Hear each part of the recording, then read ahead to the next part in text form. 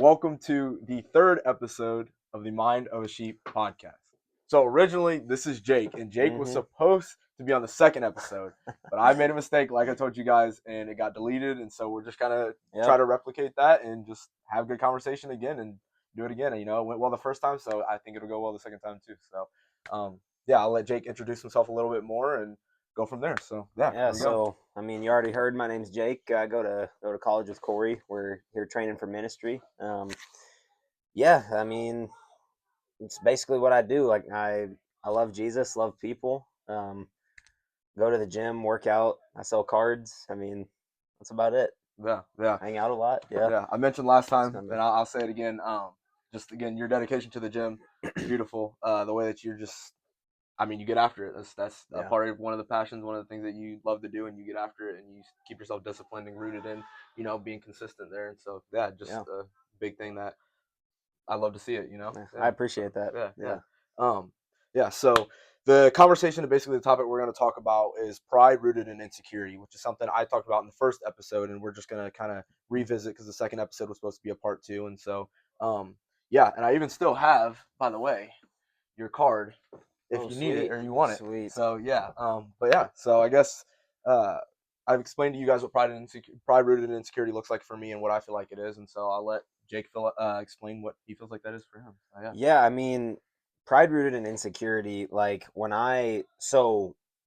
as I said in the last time that we recorded, like I looked it up, and what I got, it said the definition of pride rooted in insecurity is a paradoxical self-focused state where a fragile, fearful ego creates an outward persona of arrogance or extreme self-protection to hide deep inner insecurity. The behavior stems from an excessive need for validation and an unhealthy self-absorbed focus on how others perceive one's competence, failures, or appearance. So, like, for me, what that looks like, especially in the gym, like my athletic journey, I have oftentimes put my identity in that, and then whether it be like whether I'm doing real good in the sport at the time, like I'll let my pride get in the way there. Like whether it was in high school when I was wrestling, like I'd win a couple matches, like, oh, I'm that guy now. You know what I'm saying? Yeah. Or I'll hit a PR in the gym, and sometimes my pride will get the best of me. But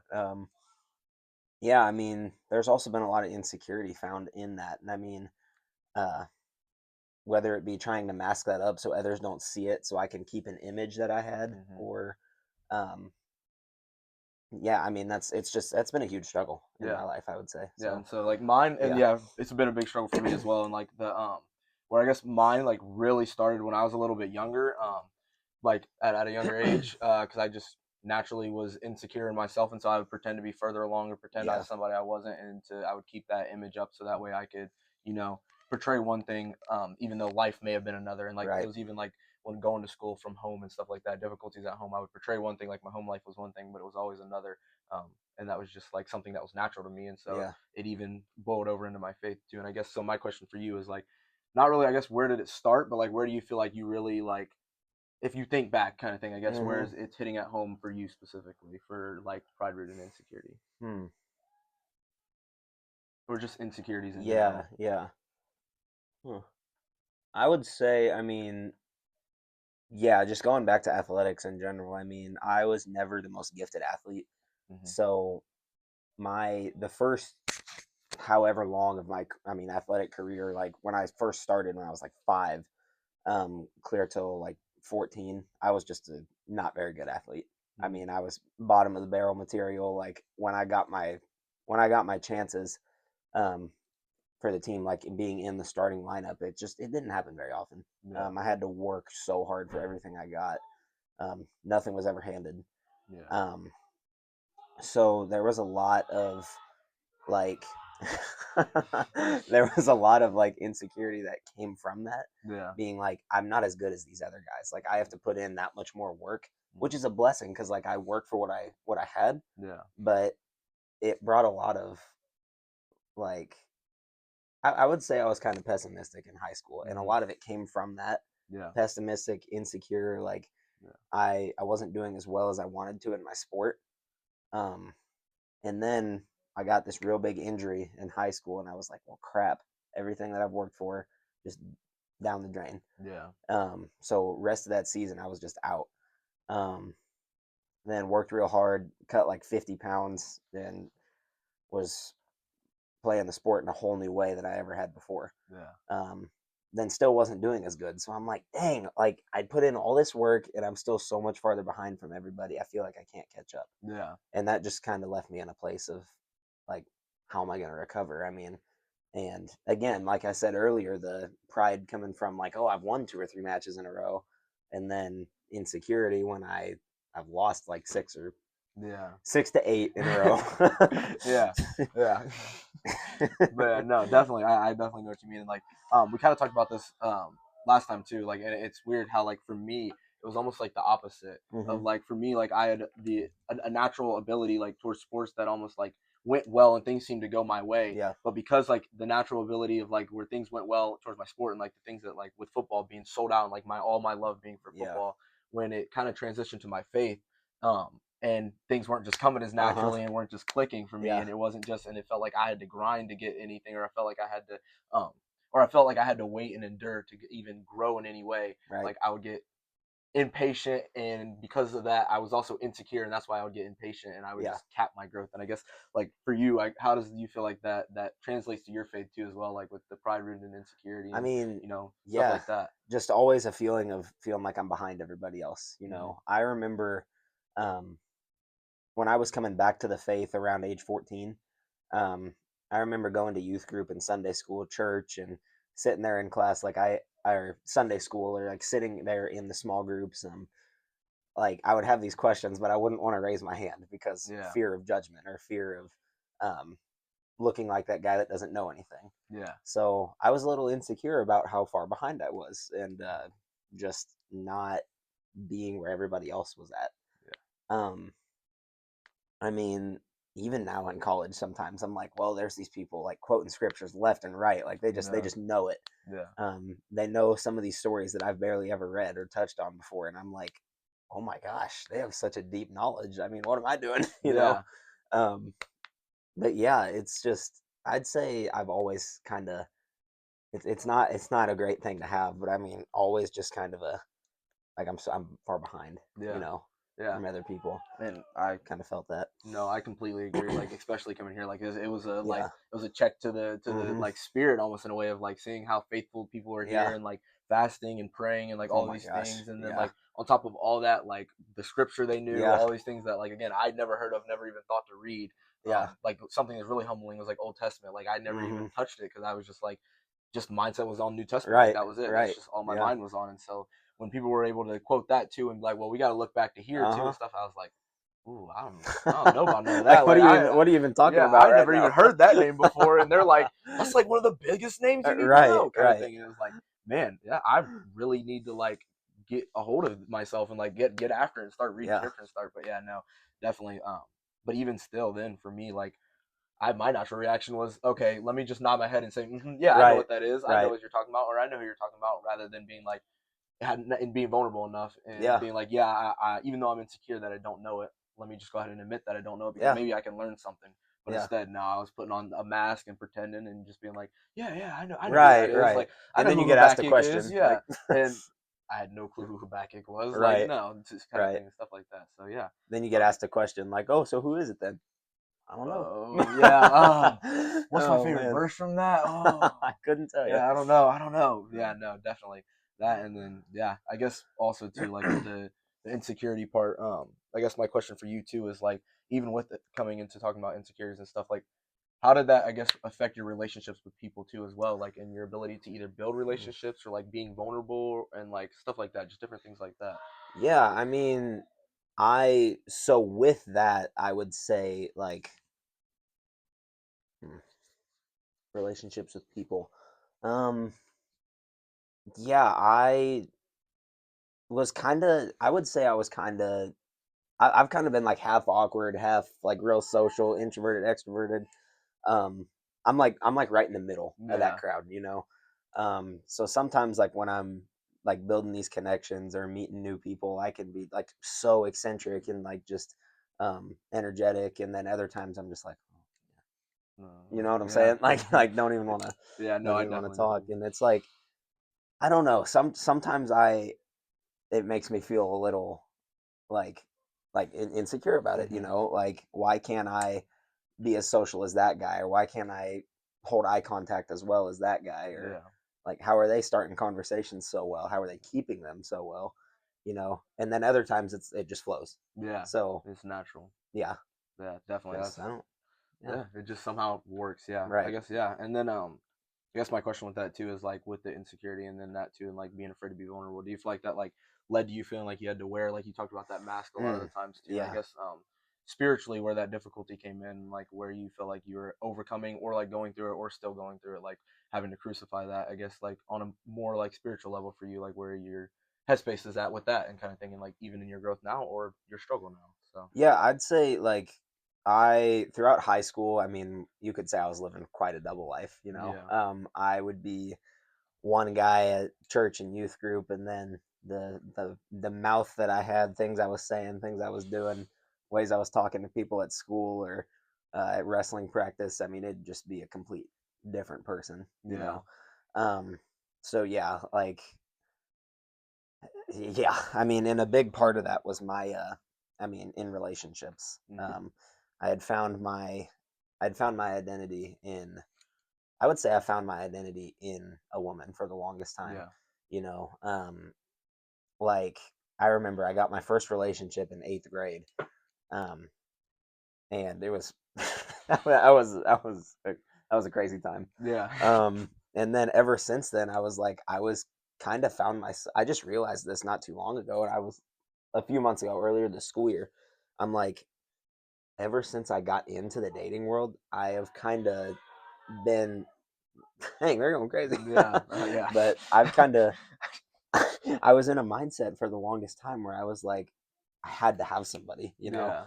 Um, like I'd be praising God, being like, oh, he's all I need. Hmm. Like, you know, that song, it's like, if all I have is Jesus, I have everything I need. Like I'd be Yeah, singing words like that, but then I'd be like finding my identity in somebody else. And yeah, it was a constant cycle of like, oh, if this relationship ends, I got to find someone else, you know? Like it yeah, was just all the way through. Um, and yeah, I mean, it wasn't until my last relationship's breakup that I was like, okay, I need to take some time, just God and I really make sure that I'm getting myself right. Um, yeah. So yeah, just living that double life, and I mean, um, struggling with the temptations with that, and um, yeah, it had me acting like really, really just different around different crowds of people, and yeah, I was feeling very insecure about that for a while yeah, because I was like, I know this isn't something I should be doing. It's not the path I should be walking down. But then I had pride and I was like, oh, I can just take care of it. I mean, yeah, it'll end sometime, you yeah. know? Eventually, it'll So go away. Yeah, eventually, yeah. yeah. And no, yeah, I definitely understand. Like that's where I in my case too. It wasn't necessarily that I found my identity in like a woman and in the relationship, but rather I found my identity in this person that I was portraying to be. Like Yeah, that was yeah. become my identity. Like I had Uh-huh. played that part of like, okay, well, I don't need to grow here. You know, this is just a part of who I am. Like this insecurities that I have, or Mm-hmm. like the traumas or the scars that I have, and all those kinds of things. That's just part of who I am because that's who God's called me to be. But Yeah. I can also just pretend to not have them and pretend to push them away, and that was the prideful part. And I can Mm-hmm. pretend, and then how are they there? How am I insecure about them if I act like they're not Right. even there? Right. And then when in the relationship, when something would bubble them up or bubble that insecurity up, it would cause me to like have an emotional overload and it Mm-hmm. explode because the mask can only carry so much Right. before it's gonna crack. And Right. so like my pretty little mask that I drew all up and Mm-hmm. made look pretty, and when it came down to it and it was time for it to crack, it cracked and it crumbled. And my true like emotions and reactions and the way that were revealed in a way. And so and even though in my heart it wasn't my intention to be like an angry, aggressive type of person in my reactions and in Yeah. my an emotional Yeah. type of person. It just is what happened because that was the way that the enemy was fiddling with and using to Mm-hmm. draw that out was my insecurity and was mine. So, Yeah.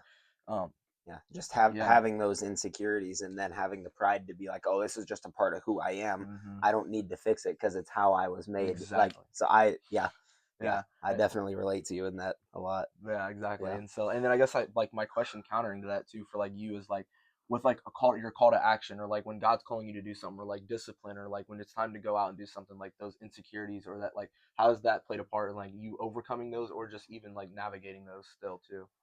Yeah. So like having that insecurity Yeah, having when like I having those insecurities, like, and then feeling like you're called to do something, but that insecurity is kind of way in uh-huh. there too. Like, yeah, Yeah. yeah. Yeah. I would say the first thing that comes to mind is like when I feel the nudging to go pray for somebody. Mm-hmm. Um that I mean, Yeah. as of recent, I've listened to that call more. I mean, it's Mm-hmm. still a struggle. Sometimes I'll be like, "Oh yeah, I'll go." I mean, I don't really want to, so I'm not going to. Somebody Yeah. else will. Like, you know that mentality. Oh yeah, And definitely. then other times I'm like, "Oh yeah, I'm going to go do it right now. I'm Mm-hmm. fired up. I want to do it." Yeah. Um so yeah, I mean, just sometimes the insecurity of, am I going to know what to say? Um am I going to say something wrong? I again going back into the not knowing as much as other people, like what if Yeah. they ask me a question I don't know the answer to? And Mm-hmm. that's where, I mean, I know that's where the um like telling them, hey, let's study this together, we can come back to it at another point comes in. But it's like that's a thought that's in the back of my head, No, definitely. like I don't want to be the reason that they're deterred away, but I Mm-hmm. also don't want to see them not have the chance. So it's battling, Yeah. like it's battling. I don't want to steer them the wrong way, but I also want to plant the Plant the seed, seed. Yeah. So No, yeah. definitely. Yeah, and then I know you mentioned talking about last time we talked that you were trying to pray for somebody, or Yes, yeah, 365 people, or something yeah, like that, as yeah. well too. So at the new year, I had a inclination to set this goal to pray for one person every day for an entire year. Um, we're a little bit behind right now, but we're gonna catch up. Um, yeah, so it's that's been good. I mean, the Yeah. times that I have done that, it's been really cool, really fruitful. Yeah. Um, Getting to know people, starting a small conversation, and then praying for them. I Yeah. feel like, and for anybody listening that's had the like inclination to pray for somebody before, like you don't just have to walk right up to them and be like, "Hey, let me pray for you." Like, find a connection, find something to connect over, learn their name, learn a little something about them, and then do it. Yeah. That So kind of like Peyton mentioned that, or not Peyton. No, this guy Chris I met.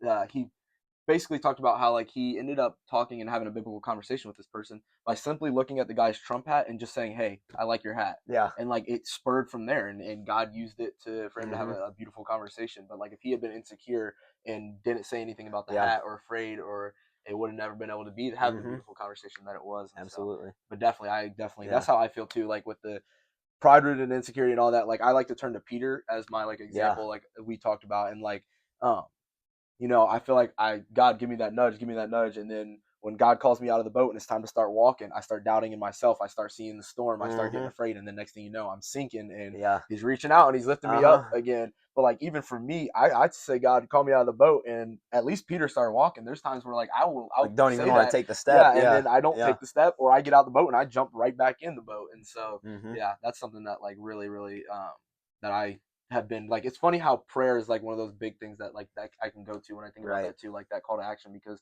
it's a genuinely a way we serve people too. And so like if the enemy makes us insecure in serving people and praying for people, then Hmm.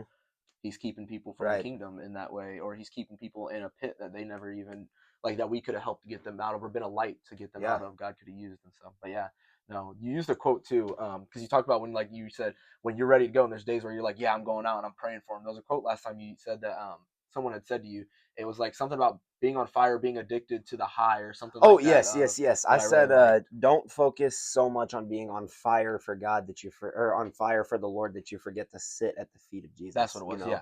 So, I mean, it's great to do these things. Like, you want to go praise on those mountaintops, or go to that camp, or go to that weekend retreat. And those are great things. Yeah. But if you're so on fire for the Lord and you're not sitting at his feet, I mean, that's where a lot of insecurity and faith can come in. Is like really Yeah. just relinquishing all of your struggles, all of your temptations to the Lord. Yeah. Um, yeah. So Because when you're really just sitting at the feet of Jesus, offering them up. I mean, yeah. Yeah, and then when you're like constantly on fire, and constantly when things get quiet and it's yeah. calm, and Like, it's what are you like, gonna do yeah, you're if you're like dependent on those freaking out. Yeah. things? Yeah. So yeah, no, it's almost like, yeah, a spiritual drug that's like you're Yeah. like trying to keep after that high, Hmm. keep after that high, and then when it's gone and God's calling you to just Yeah. sit and be at His feet, yeah, it's like Right.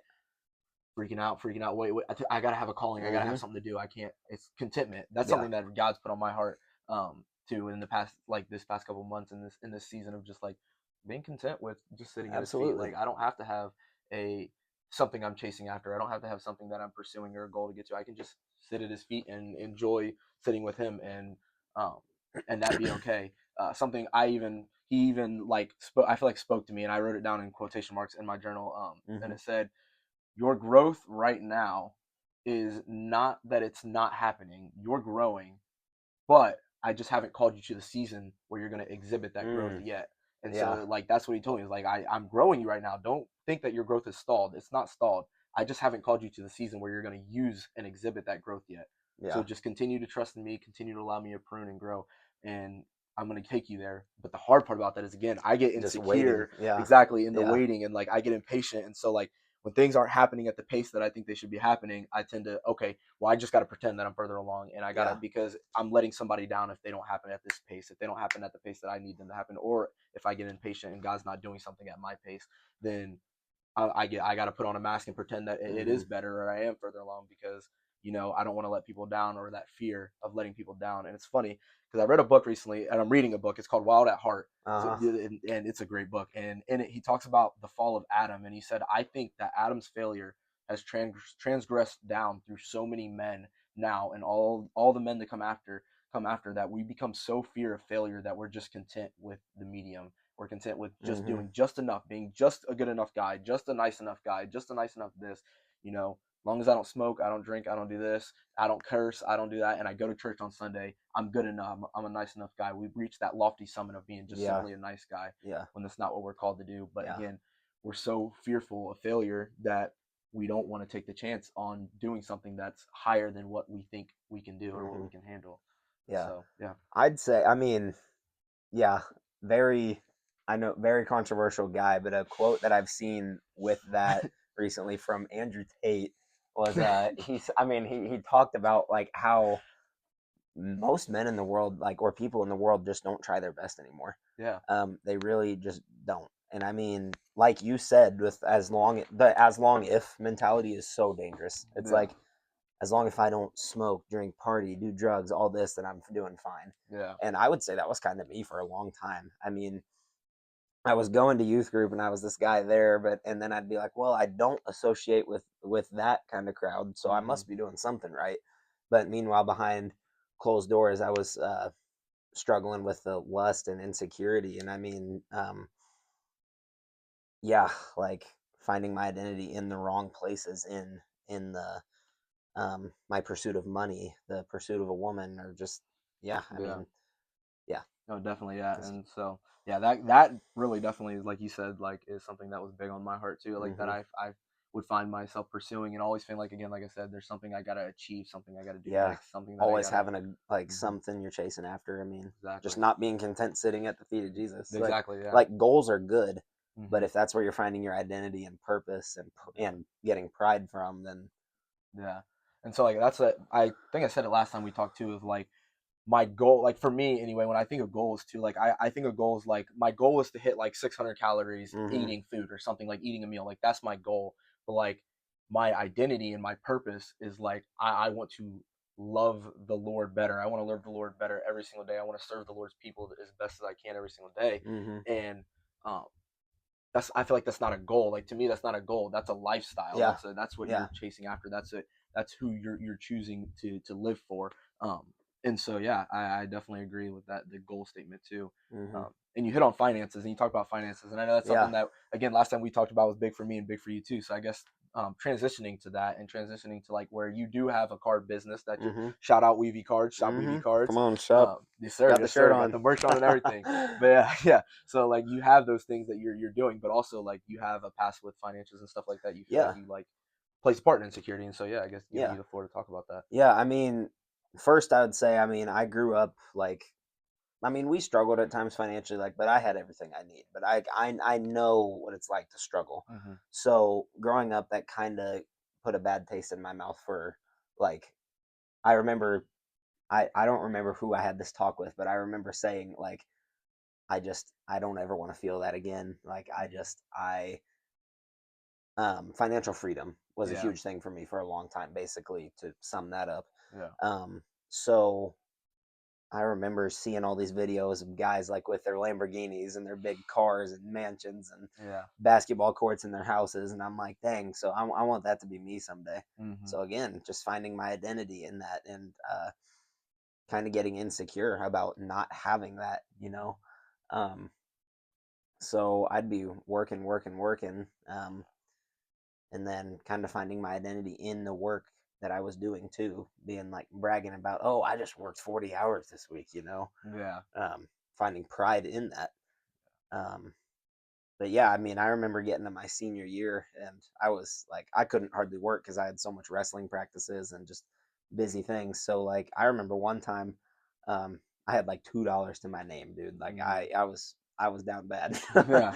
um, so I get to that summer and I'm like, dang, I got to work like crazy. Mm-hmm. And that's really when I started taking my cards more seriously too.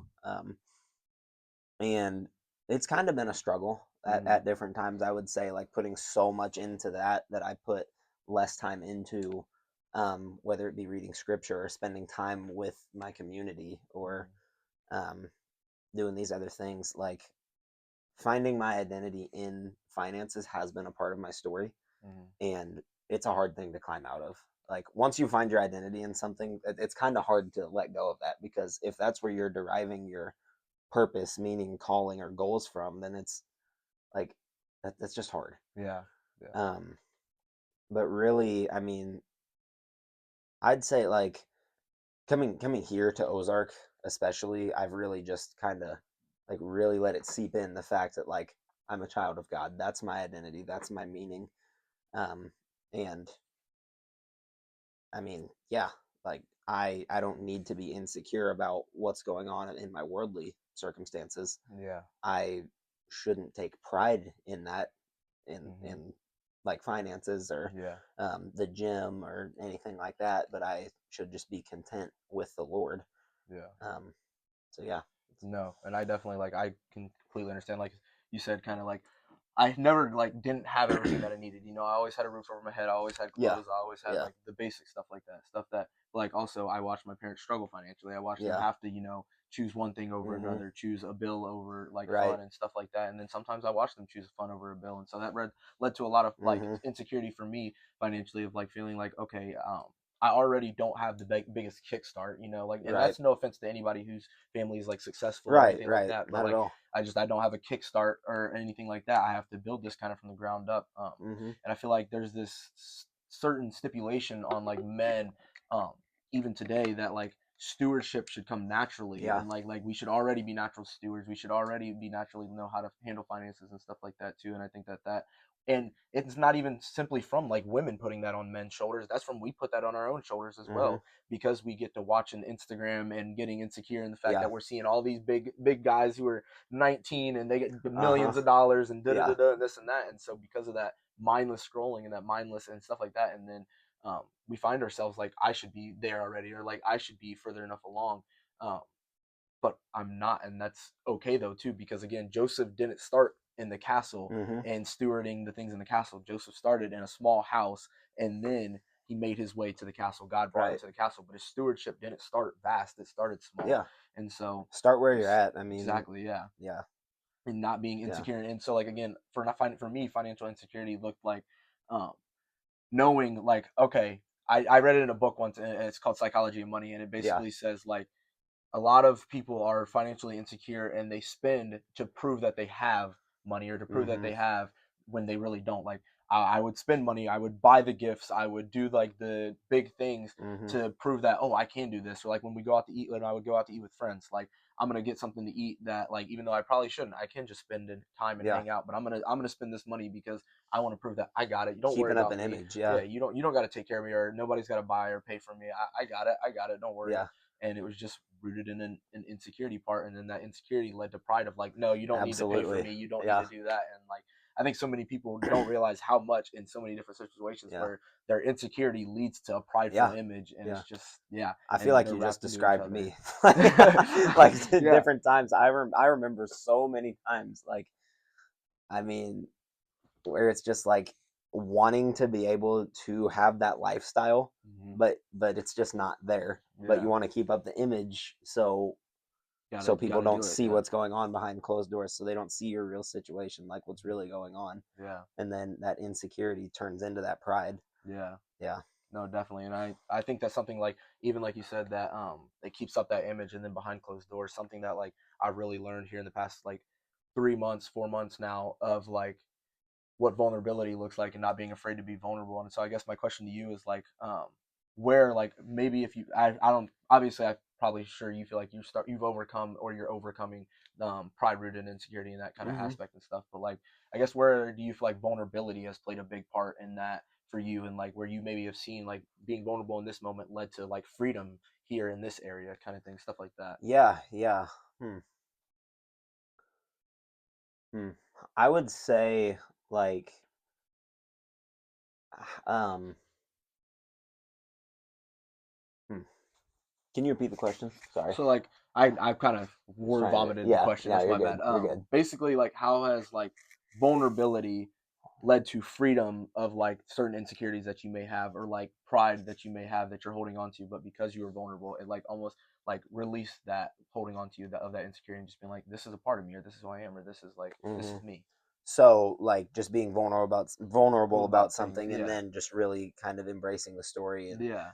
um like moving on with it, seeing Hmm. the good in it. Yeah. Um I would say yeah, so a story that I think of with that um hmm, comes from yeah, I'll just go back to the what I would say the double life I was living in high school would Hmm. be my senior year. I was leading a small group of eighth grade boys at church. Yeah. So feeling like being in that leadership position, I felt like, well, I got to be this like just perfect guy. I mean, I got to keep up um, the image, like they're somebody, like I'm somebody that they can imitate the example of. And uh, yeah, I like with that. Sorry, I'm kind of jumping all No, over you're the good. place, You're but good. I think of 1 Corinthians 11:1 that says, where Paul says, "Follow my example as I follow Christ." Hmm. Um, so I felt like if I wasn't having an example that they could follow and grow closer with, that I was failing them. Hmm. Um, and at youth group, I would say I was doing a good job of that, but behind closed doors, I mean, um, yeah, I'd say whether it be the money image or my struggles with lust and different sin with that. Um, finding my I became very insecure in that, but then being vulnerable and finally confessing part of my past to people Yeah. really just kind of freed me to be like, that's not who I am anymore.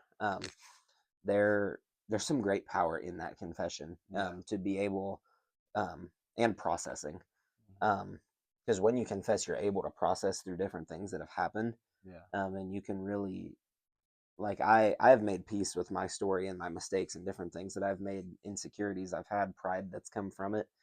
Um, like that's not who I am anymore. You know, Yeah. the past mistakes that I've made, it's just not me No, for sure. anymore. So I then and let that be known to anybody else that's listening. Like you are not your past. You're not Yeah. defined by your past, and past mistakes don't define the future that you're meant to have. So if you're finding insecurity in different things you've done, I mean, that's just again, lay that at the feet of Jesus. Yeah. Let him take care of it. When he was crucified, your sins came with him on that. So he died for sins past, present, and future. And Yeah. instead of just wallowing in the insecurity, I mean, find strength in the risen Lord. You Yeah, know, that's what. definitely. Yeah, and Yeah. like like you said, I love that because that's something I had to learn too. Of like, my past is no longer like who I was, and Mm-hmm. that double like life, or that mask that I would put on, like, and Yeah. try to pretend to be, like, that's not who I am anymore. I Yeah. am just content with where I'm at, and that no, I don't have it all figured out, but my garden is being built. The Lord is building me. The Lord is, forming me and doing the things that need to be done. And so I don't need to, rush to be at the end. I can just sit and be content in the fact that I'm slowly on a journey to get there, kind of thing. Yeah. Um, Yeah. and like, this is our first time doing life. This is Uh our huh. first time doing this. So like, we're going to make mistakes. Things are going to happen. Right. We're not going to do things correctly. But when we sit there and dwell on it, the Mm-hmm. enemy just keeps power over us and holds Yeah. power over us. Um, and kind of like you said about vulnerability too, you mentioned lust too, and that was something that like really was an attack on my life for a long time too as Yeah. well. Like that's where I ran to when I had stresses or when I was Yeah. overthinking or struggles or anything. I would run to lust and pornography and stuff like Yeah. that. But having a guys group that I had to be able to be vulnerable really helped me to like escape that.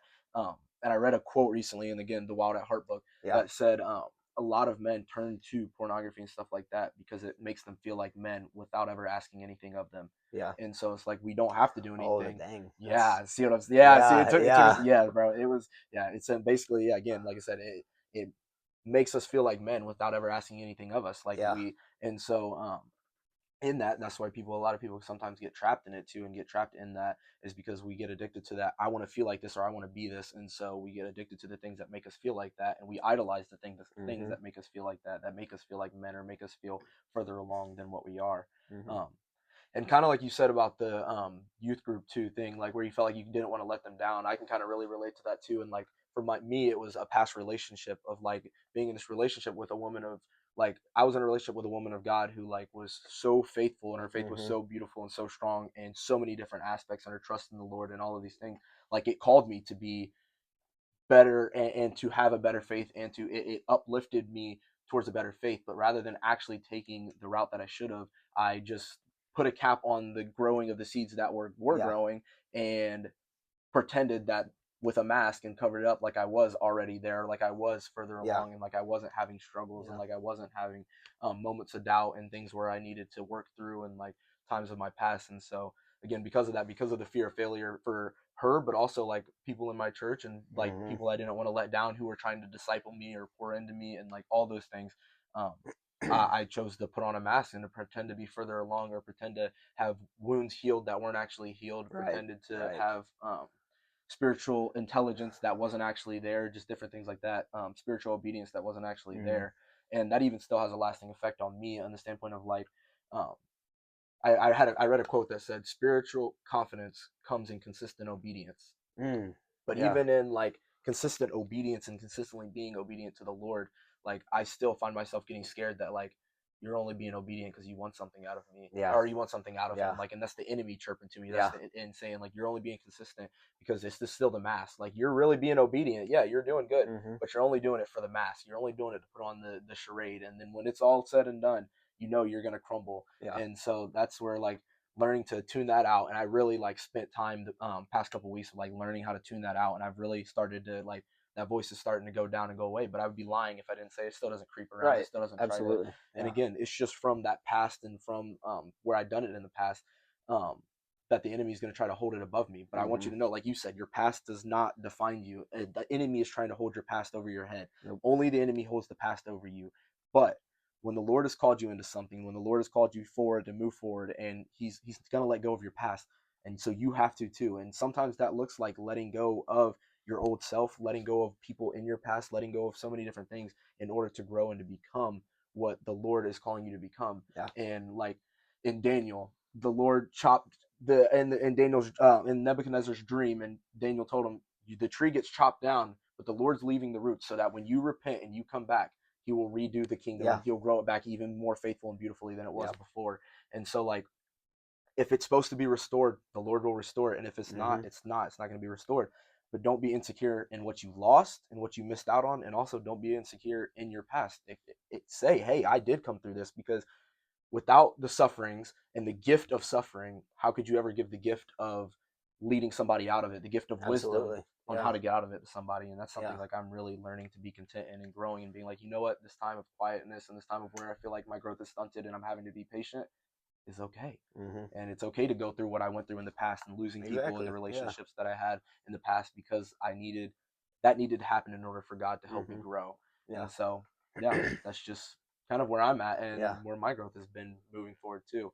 Um, but yeah, Yeah. no, I it's mean, yeah, like if you're pleased with where you're at in life right now, like I don't think you really can regret no, much because like yeah, every decision we've ever made has led us to the direct point that we're at right now. yeah, So like me personally, I'm happy with where I'm at in life. Like I yeah, mean, I want to continue pursuing the Lord. I have some goals that I haven't quite yet achieved, but like I'm content with the Lord. yeah, And so I don't I mean, like these things that I used to have so much insecurity about and regret over, I'm like, I just don't think about it as much anymore. I mean, Yeah. and I know it's way easier said than done, but Yes. Yes. it comes Yes. with practice, and it really takes work, because if Yeah. you would have asked me that a few months ago or like a year ago, I'd have been like, you're crazy. No. like the words that I just said, if you would have told me that I said that, I'm like, Yeah. uh-uh. Yeah. It definitely But does. It definitely does take time, and like yeah, it takes fruit dedication. takes time. Yeah. Exactly. Yeah, It takes time to grow. It's not going to grow overnight. And like yeah, even like we see at a beautiful story that I feel like a lot of people don't even realize that comes along with that, and like growth and the way fruit can be grown and sprouted up is like in Peter, like I talked about with Peter. Like Peter was making constant mistakes for uh-huh, 3 years with Jesus, of prideful mistakes and just I really think pride rooted in insecurity type mm-hmm, mistakes, and he was making these mistakes. Yet when Jesus died and he lost out on something, and when it was time for Peter to really, and Jesus came back to the shore, and Peter swam to him, yeah, and like Jesus sat there and said, like, do you love me? Then do this. Do you love me? Then do this. Do you love me? Then do this. Feed my sheep. Feed my lambs. Take care of my sheep. And the reason Jesus knew he could trust him is because he knew that Peter finally realized all that doesn't matter. Like all of that big words and poking my mm-hmm, chest out doesn't matter. I just want to love you, Lord. I just don't want to be apart from you ever again, Lord. And so that's why he was able to carry out the yeah, gospel, and he was able to carry out and do what he did because of that. And like, and even too, on top of like stories and stuff like that too, it's kind of like off track of like the pride ridden insecurity. But again, going back to this book right, I'm reading, Wild at Heart, basically he says like God took a couple of fishermen, a couple of prostitutes with none but a second grade level education, yeah, and entrusted the gospel to them and told them, spread exactly, this out to the yeah, world. Like if they yeah, had been insecure that we're just fishermen, or we're just this, or we have a past of being a prostitute, or yeah, we have this, the gospel would have never been spread. If Paul had said, I'm insecure in the fact that I was a murderer in the past, the gospel would have never been spread. We wouldn't have books in the Bible that we have. yeah, And so that's something yeah, that I'm like learning to, you know what? Yeah, I do have a past. I do have a past of mistakes, but hey, mm-hmm, God's redeemed, and I get to wake up and say that I'm a servant of the Lord. And that's, if yeah, that's all I ever get to be, that's all I ever want to be, is yeah, to wake up and be loved by the Lord and to be a servant of the Lord. And absolutely. so, yeah, that's, Yeah, I mean, God uses ordinary people for extraordinary purposes. yeah. And I love quotes, but Oh, yeah. I saw this football coach one time. He said, God will often take a nobody, turn him into somebody in front of everybody without consulting anybody. Yeah. And I Yeah. think of the fisherman story, where it's Yeah. like they're just ordinary people. I mean, Yeah. you would not have expected that God was going to do what he did with them Not at all. from who they were. Like, Exactly. it's crazy. Yeah. Yeah, Yeah. No, for sure. I yeah, mean, again, the Savior of the world came through a virgin who we think like that, or like it says whenever it's studied was like 15 years old, like a yeah, young virgin, and a carpenter. Like yeah, the Savior of the world was a carpenter's son. yeah. Like, it, no, it's not gonna make sense right now, No, but. Like you may not understand what I'm doing now, but soon you will. Like when yeah, Jesus says that, like that's my favorite verse in the whole yeah, Bible, I John remember you 13 saying that. That's 7. why I Yeah, mentioned it. So yeah, yeah, yeah, and it's the beauty of that. It's the beauty of, hey, I don't understand now, but you know what? I'm hmm, not going to get insecure in my not understanding, because I don't need to understand everything you do, absolutely. God. I just need to be content in loving you and in your presence, and content with wherever I'm at in life. And so Yeah, yeah, yeah, yeah, um, yeah. I guess for you, is there anything else do you feel like that's on your heart right now? Like even just talking, and like how we kind of just been talking, or like pride ridden insecurity, yeah. um, along the topic, or Yeah. I mean, one more thing I was thinking about is like, I mean, we kind of talked about it earlier, but the fear of judgment or not fitting in. mm-hmm. Um, that's where a lot of the insecurity that I had came from, and I just want to say, like, if that's any of you, like, we have been called to a kingdom that is, I mean, I read this book last year. It was called Gentle and Lowly, and it talks about how like the Lord is like gentle and lowly in heart, and um, he welcomes the least of us, um, and it's like all are welcome. So if you're feeling isolated or not fitting in with your crowd, Jesus wants you. He wants you. He welcomes you with open arms, and I just encourage you to keep seeking that Christian community, that good community. Yeah, Um, there's there's people for you everywhere. yeah, So it and, just and takes time finding that. yeah, and never let the faith of the community that God's calling you to make you feel like you should belittle yourself or where Right. you're at in your Right. faith. Like the community that God's calling you to and the faith that they have is for you to learn from, and for you to Hmm. to for the fruits that the seeds that they have to fall off and to go to you, and for it to be planted in you and for you to Right. grow. And so Right. don't ever find yourself being insecure. That's what I did.